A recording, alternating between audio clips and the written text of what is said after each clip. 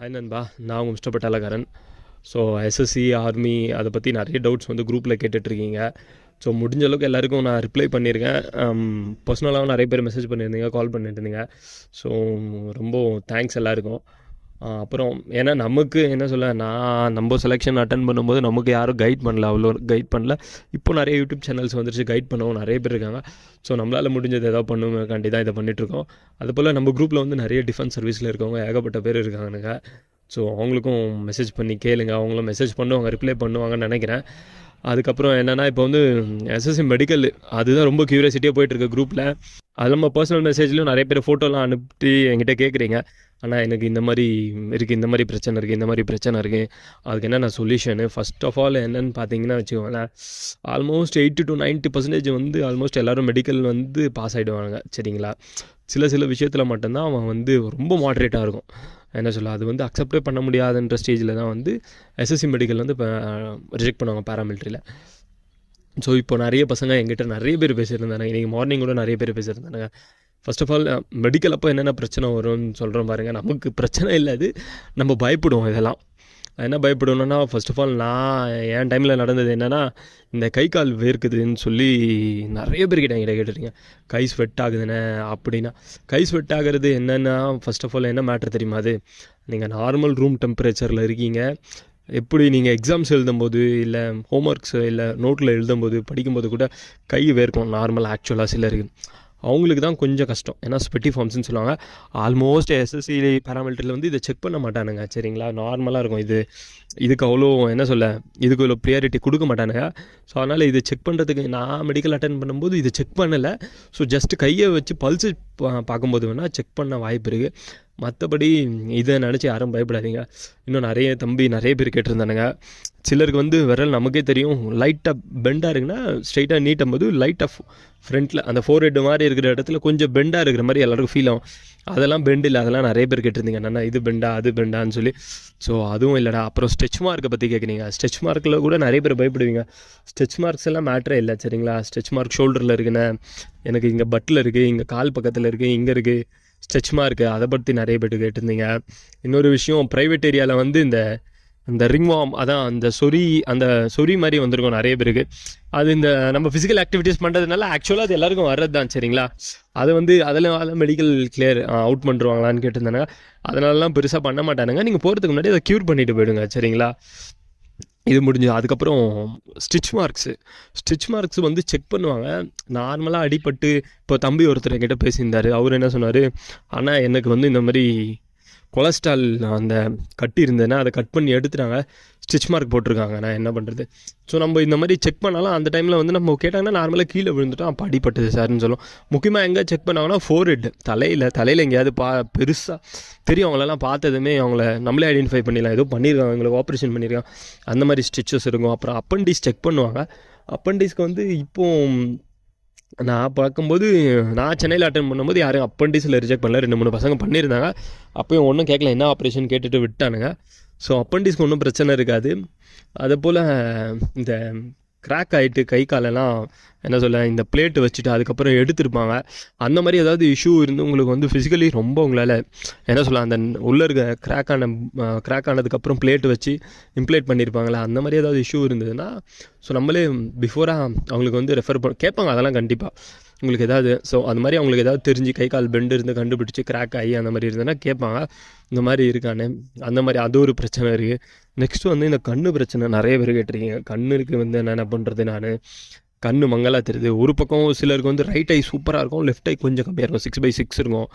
Left பார்த்திங்கன்னா 6/5 இருக்கும். அந்த மாதிரி பிரச்சனைலாம் இருக்கும். ஃபஸ்ட்டு டாக்டர் கன்சல்ட் பண்ணி கவர்மெண்ட் ஹாஸ்பிட்டலில் போய் செக் பண்ணுங்கள். ஃபஸ்ட்டு ஃப்ரீ தான் கவர்மெண்ட் ஹாஸ்பிட்டலில் செக் பண்ணேன். நீங்கள் கவர்மெண்ட் ஹாஸ்பிட்டலில் செக் பண்ணால் அவங்களே சொல்லுவாங்க 6/6 தான் இருக்குப்பா, கன்ஃபார்ம் ஆகிடும். அதுக்கப்புறம் கலர் விஷனு நீங்கள் கவர்மெண்ட் ஹாஸ்பிட்டலில் போனாலே அதெல்லாம் ஃப்ரீயாக பார்த்துக்கலாம். ப்ரைவேட்டில் பார்த்தீங்கன்னா கொஞ்சம் செலவாகும், 500 சார்ஜ் பண்ணுவோம். நீங்கள் கவர்மெண்ட் ஹாஸ்பிட்டலில் போனீங்கன்னா ஓபி போட்டுட்டு ஈஸியாக பார்த்துலாம். இதெல்லாம் ஈஸியான வழியாக. அடுத்தது பிளட்டில் பிளட் சுகரு நார்மலாக என்ன அதுதான் பார்ப்போம். பிளட்டு நார்மலாக இருக்கும். அடுத்து யூரின் செக் பண்ணுவாங்க, அவ்வளோதான். இது நார்மலாக இருக்குங்க, முடிஞ்சது. அடுத்து பிபி பார்ப்பாங்க, பல்ஸு செக் பண்ணுவாங்க. இதுக்கு நிறைய பேர் இதுக்கும் பயப்படுவானுங்க. நான் எனக்கு ஒரு மாதிரி இருக்குது ஹாஸ்பிட்டல். நீங்கள் பிபி பல்ஸ் எல்லாம் நார்மலாக தான் இருக்கும் ஆல்மோஸ்ட் நம்ம யங்ஸ்டர் பசங்களுக்கு. ஸோ மற்றபடி எதுவும் இருக்காது. அது அப்பயும் நம்ம சிவில் டாக்டர்கிட்ட செக் பண்ணோன்னா கொஞ்சம் அதிகமாக இருக்குப்பான்னு சொல்லிட்டாங்கன்னா அவ்வளோதான், நம்ம பசங்க ரொம்ப பயப்பட ஆரம்பிச்சிருவானுங்க. ஐயோ பல்ஸ் அதிகமாக இருக்குது பல்ஸ். ஏன்னா என் கூட இருக்கும்போது நம்ம ஃப்ரெண்டுக்கு ஒருத்தர் அந்த மாதிரி தான் ஆச்சு. அப்புறம் ஃபிசிக்கல் ஆட்டம் அவங்களுக்கு என்னென்னமோ சொல்லி பயன்படுத்தி அந்த பிரச்சனை இந்த பிரச்சனை என்ன சொல்ல டிஃப்ரெண்ட்டாக இருக்குது உங்களுக்கு அந்த மாதிரிலாம் சொன்னாங்க. ஆனால் நாங்கள் போய் அந்த பக்கம் விசாரித்து பண்ண பிறகு டேரெக்டாக அவன் மெடிக்கல் அட்டன் பண்ணி டேரெக்ட் ஃபிட்டு ஒன்றுமே நடக்கல. அடுத்தது வெயிட் மேனேஜ் பண்ண பாருங்க சரிங்களா. ஓவர் வெயிட் இருக்காதீங்க, உங்கள் ஹைட்டுக்கு என்னவோ அந்த வெயிட்டு தான் இருக்கணும். அதுக்கு வந்து என்ன பார்க்கணுன்னா நீங்கள் கூகுள் பிஎம்ஐ இருக்குல்ல, கூகுள் பிஎம்ஐயில் செக் பண்ணிக்கோங்க ஹைட்டுக்கு ஏற்ற வெயிட் இருக்குமான்னு சொல்லி. கொஞ்சம் ஃபிசிக்கலில் இப்போ நம்ம ஹார்ட் ஒர்க் ஃபிசிக்கல் பண்ணிகிட்டே இருந்தனாலும் அதுக்கு ஈக்குவல் ஆகிடும், மேனேஜ் ஆகிடும். ஓவர் வெயிட் இருக்கவங்க ஃபஸ்ட்டு வெயிட் ரெடியூஸ் பண்ணுங்கள். வெயிட் ரெடியூஸ் பண்ணிட்டு ஃபிசிக்கல் ப்ராக்டிஸ் பண்ணுங்கள். ஏன்னா இதுவும் ஒரு இம்பார்ட்டன்ட். ஏன்னா நம்ம ஃப்ரெண்டு ஒருத்தர் இருக்கார், அவருக்கும் இந்த நிலைமை ஆச்சு. ஏன்னா நான் மெடிக்கல் அட்டன் பண்ணும்போது ஏன்னா ரொம்ப நான் 21 நான் செலக்ட் ஆனது வந்து 21, அதாவது 18 வந்து கோவிட்டில். அதனால் நிறைய டைமு நிறைய எக்ஸ்பீரியன்ஸ் எனக்கு. இப்போ வெயிட் பண்ணவே இப்போ நம்ம ஒரு 3 மாதம் 4 மாதம் வெயிட் பண்ணவே ரொம்ப கஷ்டப்படுறோம்ல. நாங்கள் வெயிட் பண்ணும்போது ஒரு 3 இயர்ஸ் ஆயிடுச்சு இந்த ப்ராசஸே கம்ப்ளீட் பண்ணி முடிக்கிறதுக்கு. ஆனால் இந்த மாதிரி விஷயம்லாம் இருக்கும். நான் இன்னும் மெடிக்கலில் சொல்ல போனோம்னா இன்னும் என்னென்னவோ டிஃப்ரெண்ட்டாக இருக்கும். தீக்காயம் இருக்கும். தீக்காயத்தை பற்றி கேட்டுறீங்க. தீக்காயம் வந்து அவங்க 3 கேட்டகரியாக பிரித்து வச்சுருப்பாங்க. அது வந்து ஒன்று வந்து ஒன்றுமே இல்லை, நார்மலாக இருக்கும். கொஞ்சம் வந்து மாட்ரேட், இன்னொன்று வந்து கொஞ்சம் அது வந்து அக்செப்டே பண்ண மாட்ரேட் கூட அக்செப்ட் பண்ணுறாங்க. ரொம்ப இதுவாக இருக்குது, கை மடக்க முடியாது, இல்லை அந்த அந்த இடமே ஃபங்க்ஷன் ஆகாது, அந்த மாதிரிலாம் இருக்கும். ஸோ அதை ஃபஸ்ட் ஆஃப் ஆல் செக் பண்ணாங்க. அப்புறம் இன்னொரு தம்பி சொல்லியிருந்தாங்க, அண்ணா எனக்கு ஒரு கால் பெருசாக இருக்க மாதிரி, ஒரு கால் அதான் ஃபுல்லாக இருக்க மாதிரி இருக்குன்னா, ஒரு கால் கொஞ்சம் கேப் கம்மியாக இருக்குது, என்னால் ஸ்டடியாக என்ன சொல்ல மேலும் கீழும் இருக்க மாதிரி இருக்குண்ணா கால், அந்த மாதிரிலாம் இருக்குனாங்க. அந்த மாதிரிலாம் இருந்ததுன்னா ஹாஸ்பிட்டலில் போய்ட்டு செக் பண்ணி பாருங்கள் என்னென்ன ஃபஸ்ட்டு. ஏன்னா இந்த மாதிரி டவுட்ஸ்லாம் நிறைய வந்திருக்கு. இப்போது ரீசெண்டாக எனக்கு ஆஃப்டர்நூன் ஒரு பையன் கால் பண்ணி கேட்டிருந்தான், நான் கண் ரொம்ப ரெட்டாக இருக்குண்ணா, ரெட்டிஷாகவே இருக்குண்ணா. சிலருக்கு வந்து கண் வந்து ரெட்டிஷ் என்ன சொல்ல கொஞ்சம் எல்லோயிஷாக ரெட்டிஷாகவும் இருக்கும்.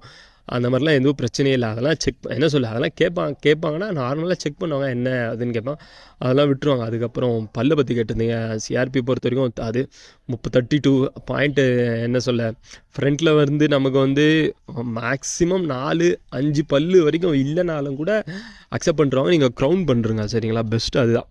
நீங்கள் பல்லுக்கு க்ரௌன் பண்ணிட்டீங்கன்னா யாருமே கேட்க மாட்டாங்க. நமக்கு அந்த கேட்க வேண்டிய ஆப்ஷனும் இல்லை. ஏன்னா எனக்கு 3 பல்லு க்ரௌன் பண்ணி வச்சுருக்கேன். எனக்கு 2 பல்லு விழுந்து வச்சு ஒரு பல்லு க்ரௌன் பண்ணி வச்சுருக்கேன். அதனால் இது ஒன்று. இதுக்கு அடுத்து பார்த்தீங்கன்னா இந்த ஸ்கின் அலர்ஜி, ஃபஸ்ட்டே சொன்னால் ஸ்கின் அலர்ஜியில் ஏகப்பட்ட ஸ்கின் அலர்ஜிஸ் இருக்குது. இதை கேட்பாங்களே என்னன்னு கேட்டிருக்கீங்க. அது வீடியோ அனுப்பியிருந்தான் தம்பி ஒருத்தன். இந்த மாதிரி எனக்கு கொஞ்சம் ரஃபிஷாக இருக்குண்ணா, அந்த இடமே அந்த ஸ்கின் மசில் ட்ரை ஆகி போயிடுது எனக்கு. நான் அதெல்லாம் நார்மலாக வேஸ்லின், சும்மா நார்மலாக வேஸ்லின் யூஸ் பண்ணுங்கள். நார்மல் ஃபர்ஸ்ட் ஆஃப் ஆல் நம்ம என்ன சிஆர்பியாக இருக்கட்டும், சிஆர்பி அண்டரில் இருக்குது. இப்போ தமிழ்நாட்டில் 2 இடத்துல மெடிக்கல் செக் பண்ணுவாங்க. ஒன்று ஐடிபிபியில் செக் பண்ணுவாங்க சிவகங்கையில், ஒன்று வந்து இங்கே செக் பண்ணுவாங்க. அவ்வளோதான். எந்த ஒரு உங்களுக்கு டிஃபிகல்ட் எதுவும் எனக்கு ஃபால்ட்டு தெரியுதுன்றதுனா ஃபஸ்ட்டு கன்சல்ட் பண்ணுங்கள் போய் ஹாஸ்பிட்டலில். நம்மளாக பர்சனலாக டிசிஷன் எடுத்து அதுக்கு மெடிசன் சாப்பிடுவோம், அதை பண்ணுவோம், இதை பண்ணுவோம்னா ஸோ ஒன்று வந்து 2ஆக போய்டும். ஒரு பையனுக்கு டாட்டூ இருந்தது, அவன் என்ன பண்ணியிருக்கான், யார்கிட்டையும் சொல்யூஷன் கேட்காம அவனை தீக்காயம் வச்சு பெருசாக்கி அது புண்ணாக்கி மெடிக்கல் அப்போ ரீமெடிக்கல் ஆகி போயிடுச்சு. அதனால் அந்த மாதிரி பிரச்சனை இருக்குது. பர்சனலாக எந்த சொல்யூஷனும் பார்க்காதீங்க. போய்ட்டு ஃபஸ்ட்டு ஹாஸ்பிட்டலில் பாருங்கள். ஹாஸ்பிட்டலில் பார்த்துட்டு ஹாஸ்பிட்டலில் டாக்டர் என்ன சொல்கிறாருன்னு கேட்டுட்டு அதுக்கப்புறம் பண்ணுங்கள். அப்புறம் எல்போ விட்டுதுண்ணே, அப்புறம் நீ டச் ஆகுதுண்ணே, அந்த மாதிரி பிரச்சனைலாம் இருக்குது. ஃபர்ஸ்ட் ஆஃப் ஆல் அது யூடியூப்பில் கூட நிறைய வீடியோஸ் இருக்குது, அதை பாருங்கள். கொஞ்சம் ஓரளவுக்கு புரியும். ரொம்ப கன்ஃபியூஸ் ஆகி நம்ம என்ன பயந்து போத்தாவில்லை. ஸோ நம்மளை போய் இதில் பிடிச்சிடுவாங்க, அதில் பிடிச்சிடுவாங்கன்னு நீங்கள் இருந்தீங்கன்னா தான் பிரச்சனை. ஃபஸ்ட்டு பிஃபோராக நம்ம ப்ரிப்பேர்டாக இருந்தோன்னா கொஞ்சம் நமக்கு ஈஸியாக இருக்கும். நம்ம மெடிக்கல் அட்டென்ட் பண்ணும்போது இதெல்லாம் செக் பண்ணுவாங்க, இந்த செக் பண்ணுவாங்க, நாலேஜ் இருந்ததுனாலே போதுங்க, ஈஸியாக கிளியர் பண்ணிடலாம்.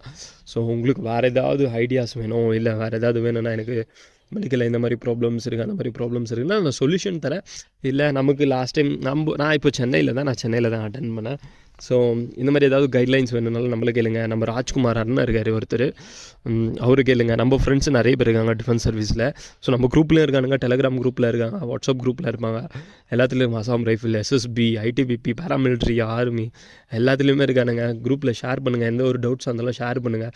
ஃபர்ஸ்ட் ஆஃப் ஆல் இன்னொரு விஷயம், காசு கொடுத்து நான் எக்ஸாமை பாஸ் பண்ண வைக்கிறேன், இல்லை காசு கொடுத்து மெடிக்கலை கிளியர் பண்ண வைக்கிறேன், காசு கொடுத்து பண்ணுறேன், அந்த மாதிரி எங்கேயுமே போய் தவளாத மாட்டிக்காதீங்க. இந்த மாதிரி மாட்டினவனுங்க நிறைய பேர் 2 லட்சம் 3 லட்சம் 4 லட்சம் வரைக்கும் காசு கொடுத்து அவங்களுக்கு ரிசல்ட் வராமல் ஏமாந்து போனவங்களாம் நிறைய பேர் இருக்கானுங்க. நான் ஃபைனல் மெரிட் லிஸ்ட் ஒன்று வர வச்சேன். ஏன் லாஸ்ட் டைம் அசாம் ரைஃபிள் நினைக்கிறேன், அந்த பையனுக்கு அப்பாயின்மெண்ட் ஆர்டர்லாம் ரெடி பண்ணி கொடுத்து அவன் ட்ரைனிங் சென்டர் வரைக்கும் போயிருக்கான். ட்ரைனிங் சென்டரில் போன பிறகு அவனை அங்கேருந்து அவன் மேலே கேஸ் ஃபைல் பண்ணி அங்கேருந்து அனுப்பியிருக்கான். இந்த மாதிரி டூப்ளிகேட்டு நீ எங்கேருந்து பண்ணிட்டு வந்த, அந்த மாதிரி ரீசன்ஸ்லாம் இருக்குது. ஸோ ரொம்ப அவேர்னஸாக இருங்க. இப்போ இருக்கிற என்ன சொல்ல, எங்கே இருந்தாலும் காசை ஏமாத்துறதுக்கு தான் பார்ப்பாங்க. அதனால ரொம்ப உஷாராக இருங்க. டவுட்ஸாக இருந்தால் ஷேர் பண்ணுங்கள். நம்ம குரூப்பில் இருக்க A to Z. ஸோ எனக்கு டைம் இல்லை ஆல்மோஸ்ட், அதனால் வீடியோ என்னால் பண்ண முடியல. முடிஞ்ச அளவுக்கு வாய்ஸை கேளுங்க. இல்லை ஏதாவது கன்ஃபியூஷன்ஸ் ஏதாவது டவுட் இருந்ததுன்னா கமெண்ட்